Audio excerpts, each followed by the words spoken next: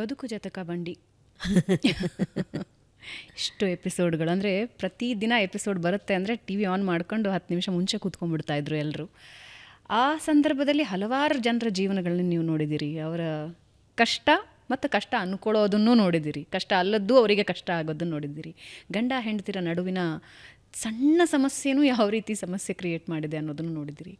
Overall ನೋಡಿದಾಗ ಗಂಡ ಹೆಂಡತಿಯ ಸಂಬಂಧ ಇತ್ತೀಚಿನ ವರ್ಷಗಳಲ್ಲಿ ಬದಲಾದ ರೂಪ ಹೇಗೆ ಅನಿಸುತ್ತೆ ನಿಮಗೆ? ಎಕ್ಸ್ಟ್ರಾ ಮ್ಯಾರಿಟಲ್ ಅಫೇರ್ಸ್ ಬಗ್ಗೆನೂ ಮಾತಾಡಬಹುದು ನಾವು. ದುಡ್ಡಿಗೋಸ್ಕರ ಜಗಳ ಆಡ್ಕೊಳ್ಳೋದು, ಆಸ್ತಿಗೋಸ್ಕರ ಜಗಳ ಆಡ್ಕೊಳ್ಳೋದು, ಸಂಬಂಧಗಳಿಗೋಸ್ಕರ ಜಗಳ ಆಡ್ಕೊಳ್ಳೋದು ಎಲ್ಲನೂ ನೋಡಿದ್ದೀರಿ ಅಂತ ಅನಿಸುತ್ತೆ. ಆಕರ್ಷಣೆ ಅನ್ನೋದು ಮನುಷ್ಯ ಸಹಜ ಅಂತ ನನಗನ್ಸುತ್ತೆ. ಆ ಆಕರ್ಷಣೆಯನ್ನು ನಿಗ್ರಹ ಮಾಡೋದು ಹೇಗೆ ಅಲ್ವಾ? ಮದುವೆ ಆದಮೇಲೆ ನೀವು ಎಕ್ಸ್ಟ್ರಾ ಮ್ಯಾರಿಟಲ್ ಅಂದಿದ್ದಕ್ಕೆ ಹೇಳ್ತಾ ಇದ್ದೀನಿ. ಮದುವೆ ಆದಮೇಲೆ ಇಂಥವನೊಟ್ಟಿಗೆ ನಾನು ಜೀವನ ಮಾಡ್ತೀನಿ ಅಂತ ನಾನು ಹೊರಟ ಮೇಲೆ ಇನ್ನೊಬ್ಬರ ಬಗ್ಗೆ ಆಕರ್ಷಣೆ ಆಗಬಹುದೇನೋ ಸಹಜವಾಗಿ. ತನ್ನ ಗಂಡನಲ್ಲೋ ಹೆಂಡತಿಯಲ್ಲೋ ಇಲ್ಲದೇ ಇರುವಂತಹ ಯಾವುದೋ ಒಂದು ಗುಣ ಇನ್ಯಾರಲ್ಲೋ ಇಷ್ಟ ಆಗಬಹುದೇನೋ. ಆದರೆ ಆ ಆಕರ್ಷಣೆಗೆ ಒಂದು ಲಕ್ಷ್ಮಣ ರೇಖೆಯನ್ನು ಹಾಕ್ಕೊಂಡು ದಾಟಬಾರ್ದು ಅನ್ನುವ ನಿಗ್ರಹ, ಇದನ್ನು ನಾವು ಎಷ್ಟು ಮಾಡ್ತೀವಿ ಅನ್ನೋದ್ರ ಮೇಲೆ ಎಲ್ಲ ನಿಂತಿದೆ ಅಲ್ವಾ? ನಾನೊಂದು ಸಣ್ಣ ಉದಾಹರಣೆ ಕೊಡ್ತೀನಿ. ನನ್ನ ಹತ್ರ ಯಾರೋ ಕೆಲಸ ಮಾಡ್ತಾ ಇರೋರು ಒಬ್ಬರು ಬಂದು ನನ್ನ ಹತ್ರ ಒಂದು ಸಲಹೆ ಕೇಳಿದ್ರು. ಅದು ಅರ್ಧಕ್ಕೆ ನಿಲ್ತು. ಅವ್ರು ಪೂರ್ತಿ ಹೇಳಲಿಲ್ಲ, ಬಟ್ ಅರ್ಧಕ್ಕೆ ನಿಂತು ಹೋಯ್ತು. ಹೋದ್ರವ್ರು. ಆಕೆ ಹೇಳ್ತಾರೆ, ನನ್ನ ಗಂಡ ಇನ್ನೊಬ್ಬಳನ್ನ ಮದುವೆ ಆಗಿದ್ದಾನೆ, ನನಗಿಬ್ಬರು ಮಕ್ಕಳಿದ್ದಾರೆ. ಆದರೆ ಆ ಗಂಡ ಮೊದಲನೇ ಹೆಂಡ್ತಿನ ಬಿಡೋದಕ್ಕೆ ರೆಡಿ ಇಲ್ಲ. ಎರಡನೇ ಹೆಂಡ್ತಿನೂ ಬೇಕು, ಮೊದಲನೇ ಹೆಂಡ್ತಿನೂ ಬೇಕು. ಇದರ ನಡುವಲ್ಲಿ ಈಕೆಗೆ ಬೇರೊಬ್ಬನ ಜೊತೆ ಸಂಬಂಧ ಬೆಳೆಯುತ್ತೆ. ಈಕೆನೂ ಆತನನ್ನೂ ಬಿಡೋಕ್ಕೆ ರೆಡಿ ಇಲ್ಲ, ಗಂಡನನ್ನೂ ಬಿಡೋದಕ್ಕೆ ರೆಡಿ ಇಲ್ಲ. ಈ ಯಾವ ರೀತಿಯ ಸೊಸೈಟಿಯಲ್ಲಿ ನಾವಿದ್ದೀವಿ, ಯಾವ ರೀತಿಯ ಸೊಸೈಟಿಗೆ ನಾವು ಎಕ್ಸ್ಪೋಸ್ ಆಗ್ತಿದ್ದೀವಿ ಅನ್ನೋ ಪ್ರಶ್ನೆ ಹುಟ್ಕೊಳ್ತು. ಅರ್ಧಕ್ಕೆ ಆಕೆ ಹೇಳೋದೇನೆಂದರೆ, ನನ್ನ ಗಂಡ ನನಗೆ ಸಮಸ್ಯೆ ಮಾಡದೇ ಇದ್ರಾಯಿತು, ನಾನು ಈ ವ್ಯಕ್ತಿ ಜೊತೆ ಚೆನ್ನಾಗಿದ್ದೀನಿ, ಆತ ನನ್ನ ಬಿಡಲಿಲ್ಲ ಅಂದರೂ ಪರವಾಗಿಲ್ಲ, ಹೊಡಿಬಾರ್ದಷ್ಟೇ ನನಗೆ ಅಂತ. ನನಗೆ ಆಶ್ಚರ್ಯ ಅನ್ನಿಸ್ತು. ಅಲ್ಲಿಗೆ ಮಾತು ನಿಂತೋಯ್ತು. ಯಾರೋ ಬಂದರು, ಆಕೆ ಪೂರ್ತಿ ಆ ವಿಷಯನ ಹೇಳೋದಕ್ಕಾಗಲಿಲ್ಲ, ಹೋದರು. ನನಗೆ ಯಾವ ರೀತಿ ಒಂದು ಸೊಸೈಟಿಗೆ ಎಕ್ಸ್ಪೋಸ್ ಆಗ್ತಾ ಇದೆ ಸಂಬಂಧಗಳು ಅಂತ ಅನ್ಸೋಕ್ಕೆ ಶುರು ಆಯಿತು. ಅಂದರೆ ಇದೊಂದು ಜಸ್ಟ್ ಒಂದು ಎಕ್ಸಾಂಪಲ್ ಕೊಡ್ತಾ ಇದ್ದೀನಿ. ಇಂಥ ಹಲವು ಎಕ್ಸಾಂಪಲ್ಗಳನ್ನು ನಾವು ನೋಡಬಹುದು ಇವತ್ತು. ಅಲ್ಲ, ಇದು ಈ ಕಾಲದ ಸಮಸ್ಯೆ ಅಂತ ನಾವು ಅಂದ್ಕೊಳ್ಳೋದ್ರಲ್ಲೇ ಸಮಸ್ಯೆ ಎಲ್ಲ ಕಾಲದಲ್ಲೂ ಇದ್ದಿದೆ. ಎಲ್ಲ ಕಾಲದಲ್ಲೂ ಇತ್ತು, ಬಟ್ ಇತ್ತೀಚಿನ ದಿನದಲ್ಲಿ ಎಕ್ಸ್ಪೋಜರ್ ಹೆಚ್ಚಾಗ್ತಾ ಆಗ್ತಾ ಆ ಸಮಸ್ಯೆಗಳು ಹೆಚ್ಚಾಗ್ತಿದೆ ಅನಿಸುತ್ತೆ. ಇತ್ತೀಚಿನ ದಿನಗಳಲ್ಲಿ ಹೊರಗಡೆ ಬರ್ತಾ ಇದೆ ಅಷ್ಟೇ. ಓಕೆ ಅದಕ್ಕೆ ಹೇಳಿದೆ, ಈ ಆತ್ಮನಿಗ್ರಹ ಅನ್ನೋದು ಮನುಷ್ಯನಿಗೆ ಬಹಳ ಕಷ್ಟದ್ದು ಮತ್ತು ಬೇಕಿರೋದು. ಈ ಅರಿಷಡ್ ವರ್ಗಗಳನ್ನ ಗೆಲ್ಲೋದೇ ಬದುಕು ಅಂತಾರೆ, ಗೊತ್ತಾ? ಏನು ಅರಿಷಡ್ ವರ್ಗ? ಕಾಮ, ಕ್ರೋಧ, ಮೋಹ, ಮದ, ಮಾತ್ಸರ್ಯ ಅಲ್ವಾ? ಈ ಅರಿಷಡ್ ವರ್ಗಗಳನ್ನ ಗೆದ್ದರೆ ನೀವು ಬೇರೆ ಒಂದು ಮಟ್ಟಕ್ಕೆ ಬದುಕು, ನಮ್ಮ ಕಾನ್ಷಿಯಸ್ನೆಸ್ ಎಲ್ಲ ಹೊರಟೋಗುತ್ತೆ ಅನ್ನೋದು. ಸೊ ಈ ಆತ್ಮನಿಗ್ರಹ ಅನ್ನೋದು ಒಂದು ಸಮಾಜದ ಮೌಲ್ಯವಾಗಿತ್ತು. ಈಗ ನೋಡಿ, ಧರ್ಮ ಅನ್ನೋದು ಬದಲಾಗಲ್ಲ. ಧಾರಯತಿ ಇತಿ ಧರ್ಮ. ಸೊ ನಿಮಗೆ ಧರ್ಮ ಅನ್ನೋದು ಶಾಶ್ವತ. ಮೌಲ್ಯಗಳು ಕಾಲದಿಂದ ಕಾಲಕ್ಕೆ ಬದಲಾಗ್ತಿವೆ, ಅಥವಾ ಆಚರಣೆಯಲ್ಲಿ ವ್ಯತ್ಯಾಸಗಳನ್ನ ನಾವು ನೋಡ್ತಾ ಇದ್ದೀವಿ. ಒಂದು ಉದಾಹರಣೆ, ನೀವು ಹೇಳಿದ್ದಕ್ಕೆ ನಾನು ಪ್ರತ್ಯುತ್ತರವಾಗಿ ಒಂದು ಉದಾಹರಣೆ ಕೊಡ್ತೀನಿ. ತಮಿಳುನಾಡಿನಲ್ಲಿ ಒಬ್ಬ ಕಲಾವಿದ ಇದಕ್ಕೆ ಬಂದಿದ್ದಾರೆ, ರಾಜಕೀಯಕ್ಕೆ, ಮುಖ್ಯಮಂತ್ರಿ ಆಗ್ತೀನಿ ಅಂತ. ಅಲ್ಲ, ಅದೊಂದು ಇದೆಯಲ್ಲ ಟ್ರೆಡಿಷನ್ನು ನಮ್ಮಲ್ಲಿ. ಅವ್ರು ಎಂತಹ ಮೇಲ್ಪಂಕ್ತಿನ ರಾಜ್ಕುಮಾರ್ ಅವ್ರು ಹಾಕ್ಕೊಟ್ಟಿದ್ದಾರೆ ಅಂದರೆ, just by virtue of stardom ಯಾರೋ CM ಆಗೋದು, ಆ ಥರದ ತಪ್ಪು ಕಲ್ಪನೆಗಳನ್ನ ಇಟ್ಕೋಬೇಡಿ, ಅದು ಬೇರೆಯ ಒಂದು ಪಯಣ ಅನ್ನೋದನ್ನ ಅವ್ರು ಎಷ್ಟು ಒಳ್ಳೆಯ ಮೇಲ್ಪಂಕ್ತಿ ಹಾಕ್ಕೊಟ್ಟು ಹೋಗಿದ್ದಾರೆ. ಜನರಿಗೂ ಅಷ್ಟೇ, ಕಲಾವಿದರಿಗೂ ಅಷ್ಟೇ. ನೀವು ರಾಜಕೀಯ ಅಂದರೆ ನೀವು ಅಲ್ಲಿ ಹೋಗಿ ದುಡಿಬೇಕು, ಸುಮ್ಮನೆ ಇವತ್ತು ಅಂದ್ಕೊಂಡು ನಾಳೆ ಆಗೋಕ್ಕಾಗಲ್ಲ ಅಂತ. ಅದಕ್ಕೆ ತಮಿಳ್ನಾಡು ಬೇರೆ ಇರುತ್ತೆ. ಅವರಲ್ಲಿ ಇದು ಜಾಸ್ತಿ, ಅಂದರೆ ಜಯಲಲಿತಾ. ಸೊ ಅವ್ರಿಗೆ ಒಂದು ಆ ಸಿನಿಮಾನ ಸೀರಿಯಸ್ ಆಗಿ ತೊಗೊಂಡ್ಬಿಡ್ತಾರೆ ಅವರು. ಹಾಗಾಗಿ ಅವರು ಮುಖ್ಯಮಂತ್ರಿ ಆಗ್ತೀನಿ ಅಂತ ಬಂದಿದ್ದಾರೆ. ಈಗ ಅವರು ಇದೆಲ್ಲದರ ಮಧ್ಯೆ ಅವ್ರ ಹೆಂಡತಿ ಒಂದು ಪೆಟಿಷನ್ ಹಾಕಿದ್ದಾರೆ ಚೆಂಗಲ್ಪೇಟ್ ಕೋರ್ಟಲ್ಲಿ.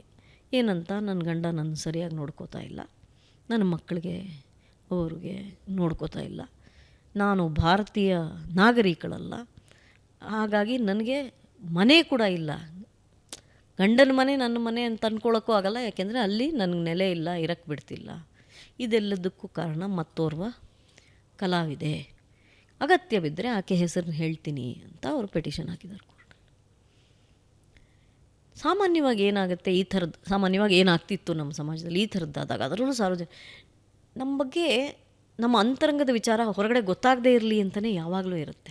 ಬಿಕಾಸ್ ಹೆಚ್ಚು ಹೆಚ್ಚು ವಿಮರ್ಶೆಗೆ ಒಳಗಾಗುತ್ತೆ. ನೀವು ಒಂದು ನಾಯಕತ್ವದ ಜಾಗದಲ್ಲಿದ್ದಾಗ ಸಮಾಜದಲ್ಲಿ ಯಾವುದೇ ರೀತಿ ನೀವು ಚಿತ್ರನಾಯಕಿಯಾಗಿ ರಾಜಕೀಯದಲ್ಲಿ ನಾಯಕರಾಗಿರಿ, ನಿಮ್ಮ ಬದುಕನ್ನು ಅನುಸರಿಸೋರು ಭಾಳ ಜನ ಇರ್ತಾರೆ. ಈಗ ಯಾವುದೋ ಮಾಲವಿಕಾ ಉಟ್ಟರು ಸೀರೆ ಚೆನ್ನಾಗಿದೆ ಅಂತ ಈ ಥರ ಸೀರೆ ತೊಗೋಬೋದು, ಅಥವಾ ಮಾಲವಿಕಾ ಮಾಡೋ ಯಾವುದೋ ಒಂದು ಕೆಲಸ ಇಷ್ಟ ಆಗಿ ಅದೇ ಥರದ್ದು ನಾನು ಮಾಡ್ತೀನಿ ಅಂತ ಅನ್ನಿಸ್ಬೋದು.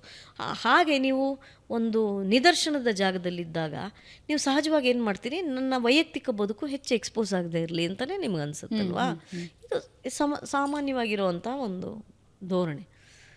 ಇವರು 2 ದಿನ ಬಿಟ್ಕೊಂಡು ಯಾವ ಕಲಾವಿದೆಯನ್ನು ಅವ್ರು ಸೂಚ್ಯವಾಗಿ ಹೇಳ್ತಾ ಇದ್ದಾರೋ ಆಕೆ ಜೊತೆನೇ ಒಂದು ಮದುವೆಗೆ ಹೋಗ್ತಾರೆ, ಟ್ವಿನ್ನಿಂಗ್ ಮಾಡಿಕೊಂಡು, ಅದೇ ಒಂದೇ ಥರ ಬಟ್ಟೆ ಹಾಕ್ಕೊಂಡು.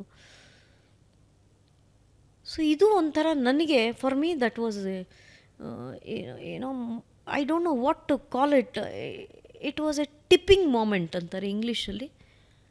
ಅಂದರೆ ಇದು ಯಾವ ಸಮಾಜದಲ್ಲಿ ನಾವು ಬದುಕ್ತಾ ಇದ್ದೀವಿ ಅಂತ ನಮ್ಗೆ ಭಾಳ, ಇದು ಯಾವಲೋ ಒಂದು 10-20 ವರ್ಷಕ್ಕೆ ಒಂದು ಸತಿ ಆ ಥರದ್ದು ನಮಗೊಂದು ಇದು ಬರುತ್ತೆ ಥಾಟ್, ಇದೇನಪ್ಪ. ಮತ್ತು ಇದೊಂದು ಭಾಗ ಆಯಿತಾ, ಒಬ್ಬ ನಾಯಕ ಹೀಗೆ ಮಾಡಿಬಿಟ್ನಲ್ಲ ಅನ್ನೋದು ಒಂದು ಭಾಗ. ಹಿಂದೆ ಎಲ್ಲ ನಾನು ಅದಕ್ಕೆ ಹೇಳಿದೆ, ಎಂಥ ಮೇಲ್ಪಂಕ್ತಿ. ಈಗ ಇವರು ಎನ್ ಟಿ ರಾಮರಾವ್ ಕೃಷ್ಣನ ಪಾತ್ರ, ರಾಮನ ಪಾತ್ರ ಮಾಡೋರು, ಅವರು ಆ ಇಡೀ ದಿವಸ ಮೇಕಪ್ ಹಾಕ್ಕೊಂಡಾಗ ಊಟ ಕೂಡ ಮಾಡ್ತಾ ಇರಲಿಲ್ವಂತೆ. ಬೇರೆ ಅಭ್ಯಾಸಗಳೆಲ್ಲ ಬಿಟ್ಬಿಡಿ, ಬೆಳಗ್ಗೆ 3:30 ಊಟ ಮಾಡಿಬಿಡೋರಂತೆ, ಆಮೇಲೆ ಮೇಕಪ್ ಹಾಕ್ಕೊಂಡು ಇಡೀ ದಿವಸ ಆ್ಯಕ್ಟ್ ಮಾಡೋರು. ಅಂದರೆ ಸಮಾಜ ನಮ್ಮನ್ನು ಅನುಕರಣೆ ಮಾಡುತ್ತೆ, ಅನುಸರಿಸುತ್ತೆ ಅನ್ನೋ ಕಾರಣಕ್ಕೆ ತಾನು ಯಾವ ರೀತಿ ಬದುಕಬೇಕು, ಸಾರ್ವಜನಿಕವಾಗಿ ಸಿಗರೇಟ್ ಸೇದೋದು, ಸಾರ್ವಜನಿಕವಾಗಿ ಬೇರೆ ಥರದ್ದು, ಇದನ್ನೆಲ್ಲ ಹೇಗೆ ಅವರೆಲ್ಲ ನಿಗ್ರಹ ಮಾಡ್ಕೋತಾ ಇದ್ರು ಹಿಂದಿನ ಕಲಾವಿದರು. ಬಿಕಾಸ್ ಆ ಸಮಾಜದ ಪ್ರತಿ ಅವರ ಬದ್ಧತೆ. ಸೊ ಅದು ಈ ಕಲಾವಿದರಿಗೆ ಆ ಬದ್ಧತೆ ಇಲ್ಲ ಅನ್ನೋದು ಒಂದು ಭಾಗ. ಅವರು ಡೈವರ್ಸೇ ಆಗಿಬಿಟ್ಟಿದ್ರೆ ಯಾರೂ ಪ್ರಶ್ನೆ ಮಾಡ್ತಾ ಇರಲಿಲ್ಲ. ಆಕೆ ತನ್ನ ಕಷ್ಟಗಳನ್ನು ಹೀಗೆ ಬಹಿರಂಗವಾಗಿ ಹೇಳ್ಕೊಂಡ ಮೇಲೆ ಇವ್ರು ಇದನ್ನು ಮಾಡಿದಾಗ ಏನಪ್ಪ ಇದು ಅಂತ ಅನಿಸುತ್ತೆ. ಆದರೆ ಅವರ ಫ್ಯಾನ್ಸ್ ಆರು ವಾಟ್ ಎವರ್ ಫಾಲೋವರ್ಸ್ ಇವರೆಲ್ಲ ನಮ್ಮ ಅಣ್ಣ ಮಾಡಿದ್ದು ಸರಿ ಅಂತ ವಾದ ಮಾಡೋ ಒಂದು ಗುಂಪಿದೆ. ನಿಮಗೆ ಭಯ ಶುರುವಾಗೋದು ಆ ಗುಂಪಿನ ಬಗ್ಗೆ. ಇವರೇನೋ ಮಾಡ್ಕೊಂಡು ಹೋಗ್ತಾರ್ರಿ, ದೊಡ್ಡ ಕಲಾವಿದರು, ಸೂಪರ್ ಸ್ಟಾರ್ಗಳು ಏನೋ ಮಾಡ್ಕೊಂಡು ಹೋಗ್ತಾರೆ. ಅವ್ರ ಹತ್ರ ಧಾರಾಳವಾಗಿ ಹಣ ಇರುತ್ತೆ, ಅವ್ರ ಹೆಂಡ್ತಿನೇ ಯಾರೋ ಇಬ್ಬರು ಕೂರಿಸ್ಬೋದು, ಅದನ್ನು ಸರಿ ಮಾಡಿಸ್ಬೋದು, ಅವರು ಬಗೆಹರಿದು ಬಿಡ್ಬೋದು. ಬಟ್ ನಾನು ಹೇಳೋದು, ಇದನ್ನು ಅನುಸರಿಸ್ತೀವಿ ಅನ್ನೋ ಮುಂದಿನ ಪೀಳಿಗೆ ಕತೆ ಹೇಳಿ. ಸೊ ಈ ಥರದ ಮೌಲ್ಯ ಪತನ ಆದಾಗ ಏನಾಗಬಹುದು ಸಮಾಜ ಅನ್ನೋ ಭಯ ಆಗುತ್ತೆ. ಅದರಲ್ಲೂ ನಮ್ಮ ಸಮಾಜ ಬೇರೆ ರೀತಿ ಆಲೋಚನೆ ಮಾಡೋ ಸಮಾಜ. ನಾನು ಅದಕ್ಕೆ ಹೇಳಿದೆ, ಮದುವೆ ಆಗುವಾಗ ಬಹಳ ನೀವು ತುಂಬ ಆಲೋಚನೆ ಮಾಡಿ ಮದುವೆ ಮಾಡ್ಕೊಳ್ಳೋ ಕಾಲ ಬಂದಿದೆ. ಬದುಕು ಜಟಕಾ ಬಂಡಿ ಮಾಡುವಾಗ ನಾನು ಕಂಡುಕೊಂಡಿದ್ದ ಮತ್ತೊಂದು ಸತ್ಯ ಏನು ಅಂದರೆ, ಹಿಂದೆ ಎಲ್ಲ ಈಗ ನಮ್ಮ ತಾಯಿಗೆ ಒಡ ಹುಟ್ಟಿದವರು ಎಷ್ಟು ಜನ, 10 ಜನ ಅವ್ರ ಮನೇಲಿ ಮಕ್ಕಳು. Okay, she had 6 sisters and 3 brothers. So that's a big family. So 7 ಜನ ಹೆಣ್ಮಕ್ಳಿದ್ದಾಗ ಯಾವುದೇ ಒಬ್ಬ ಹೆಣ್ಮಗಳು ವಾಪಸ್ ಹೋಗೋಕ್ಕೆ ಜಾಗ ಇರಲಿಲ್ಲ. ಹೌದಾ?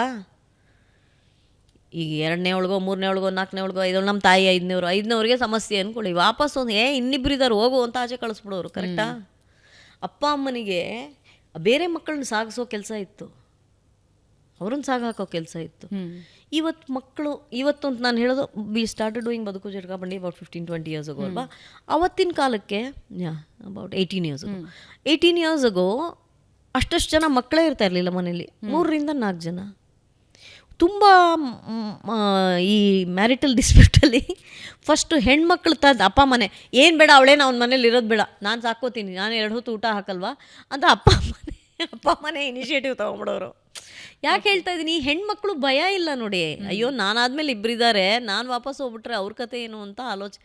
ಅಂದರೆ ನಾನು ಹೇಳ್ತಾ ಇರೋದು ಓನ್ಲಿ ಅಡ್ಜಸ್ಟ್ ಮಾಡ್ಕೊಳ್ಳೋ ಪಾಯಿಂಟ್ ಆಫ್ ವ್ಯೂ ಇಂದ.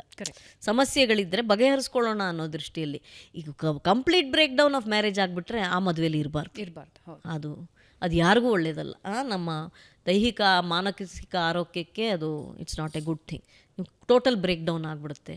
ಅಂದರೆ ಕಂಪ್ಲೀಟ್ ನಾಲಾಯಕ್ ಗಂಡ, ಚೆನ್ನಿಗ್ರಾಯನ್ ಥರ ಗಂಡ ಅಂದರೆ ಐ ಥಿಂಕ್ ನಂಜಮ್ಮಂಗೂ ಡೈವರ್ಸ್ ಕೊಡ್ಬೋದು. ಬಟ್ ಅವಳು ಹೇಗಿದ್ಲು, ಹಾಂ, ಸಿ ದಟ್ಸ್ ಅ ಬ್ಯೂಟಿ. ಇರಲಿ. ಸೊ ಆ ಥರದ್ದಾದರೆ ಬೇರೆ. ಭಾಳ ಸಣ್ಣ ಕಾರಣಗಳಿಗೆ, ಸುಲಭದ ಕಾರಣಗಳಿಗೆ ಮನೆಗೆ ಬರೋಕ್ಕೆ ಅಪ್ಪ ಅಮ್ಮನೂ ಅದಕ್ಕೆ ಸಹಕಾರ ಕೊಡ್ತಾ ಇದ್ದಾರೆ ಅಥವಾ ಬೆಂಬಲ ಕೊಡ್ತಾ ಇದ್ದಾರೆ ಅನ್ನೋದು ಎಲ್ಲರೂ ಆಲೋಚನೆ ಮಾಡಬೇಕಾಗಿರೋ ವಿಚಾರ. Parents have to think. See you got married, ನಿನಗೆ ಇಷ್ಟು ಖರ್ಚು ಮಾಡಿ ಮದುವೆ ಮಾಡಿದ್ದೀವಿ, ನಿನ್ನ ಇಷ್ಟದ ಪ್ರಕಾರನೇ ಮದುವೆ ಮಾಡಿದ್ದೀವಿ. ಈಗ ಎಷ್ಟೋ ಕಡೆ ನಾವು ಇದೆಲ್ಲ ನೋಡ್ತೀವಲ್ಲ, ರೀಲ್ಸು ಗಿಲ್ಸು ಅದರಲ್ಲೆಲ್ಲ ಕೊನೆ ಗಳಿಗೆಯಲ್ಲಿ ಬೇಡ ಅಂತಲೇ ಹೊಟ್ಟೋಗ್ತಾರಲ್ಲ ಹೆಣ್ಮಕ್ಳು, ಅಲ್ವಾ, ನನಗೆ ಬೇಡ ಇವನು ಅಂತ. ಸೊ ನಿಮ್ಗೆ ಆ ಕ್ಷಣದವರೆಗೂ ಟೈಮ್ ಇದೆ. ನಾನು ಅನೇಕ ಜನ ಹೆಣ್ಮಕ್ಳಿಗೆ ಇನ್ವಿಟೇಷನ್ ತೊಗೊಂಬರೋ ಹೆಣ್ಮಕ್ಳಿಗೆ ಹೇಳ್ತೀನಿ, ಅಪ್ಪ ಅಮ್ಮ ನೋಡಿ ಅರೇಂಜ್ಡ್ ಮ್ಯಾರೇಜ್ ಆ ಥರದ್ದಿದ್ದರೆ ಕೊನೆ ಗಳಿಗೆವರೆಗೂ ಟೈಮ್ ಇದೆ, till you commit. Because after that it becomes difficult to break a marriage. So ನಿಮ್ಗೆ ಆ ಟೈಮ್ವರೆಗೂ ಸಮಯ ಇದೆ. ಇಷ್ಟ ಇಲ್ವಾ ಹೇಳಿಬಿಡಿ. ಯಾವುದೋ ಒಂದು 4 ಸೀರೆ ಸಿಗುತ್ತೆ, ಅದ್ಯಾವುದು ಅಧ್ಯಕ್ಷ ಅನಿಸುತ್ತೆ ಅದರಲ್ಲಿ, ಮೇಡಮ್ 2 ದಿನ ಸ್ಕೂಲಿಗೆ ರಜೆ ಸಿಗುತ್ತೆ ಅಂತ ಅವಳು ಮದುವೆ ಆಗ ಕೊಟ್ಟಿದ್ದಾಳೆ, ನಿಲ್ಲಿಸಿ ಅಂತ ಬರ್ತಾರೆ ಅವರು ಶರಣ್ ನನ್ನ ಹತ್ರ. ಸೊ ಆ ಥರದ್ದು ಆಗಬಾರ್ದು ನೋಡಿ. ಯಾವುದೋ ಒಂದು ಆಕರ್ಷಣೆಗೆ ಮದುವೆ ಆಗ್ಬಿಡೋದು. ನನ್ನ ಫ್ರೆಂಡ್ ಆಗ್ಬಿಟ್ಲು ನಾನು ಆಗ್ತೀನಿ, ನನ್ನ ಫ್ರೆಂಡಿಗೆ ಫರಗಾಮೋ ವಿಲೇಜಲ್ಲಿ ಮದುವೆ ಆಯಿತು, ನಾನು ಉದಯಪುರ ಪ್ಯಾಲೇಸಲ್ಲಿ ಆಗ್ತೀನಿ. ಅದು ಯಾವುದೋ ಪಲ್ಲಕ್ಕಿಲೆಲ್ಲ ಹೊತ್ಕೊಂಡು ಬರ್ತಾರಲ್ಲ ಹೆಣ್ಮಕ್ಳನ್ನ, ನಮ್ಮ ಮನೆಯಲ್ಲ ಯಾರೂ ಅದೆಲ್ಲ ಮಾಡಲಿಲ್ಲ ಇಲ್ಲಿ. ಸೊ ಪಲ್ಲಕ್ಕಿಲಿ ಹೊತ್ಕೊಂಡು ಬರ್ತಾರೆ ಅನ್ನೋ ಕಾರಣಕ್ಕೋ, ಆ ಫೋಟೋ ಶೂಟ್ಗೋ, ಇನ್ಸ್ಟಾಗ್ರಾಮಲ್ಲಿ ರೀಲ್ಸ್ ಹಾಕ್ಬೋದು ಅನ್ನೋ ಕಾರಣಕ್ಕೋ ಮದುವೆಗಳಾಗಬಾರ್ದು.